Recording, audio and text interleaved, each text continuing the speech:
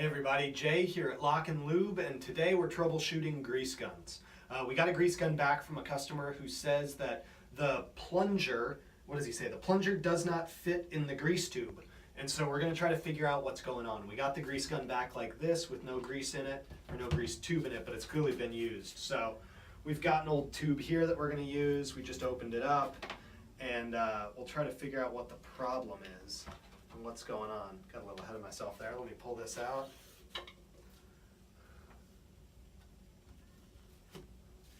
We'll see what's going on. So when I put this on, I always put it on loosely, just a turn or two. And then here, oh, look at that. So here's what's going on. The customer says the plunger won't go into the grease tube.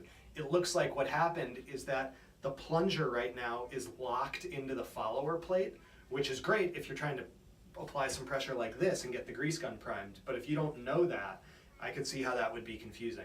So all you need to do is twist that a quarter turn and push it in, and there you go. Now it goes in. So it looks like this was just locked and the customer didn't realize it.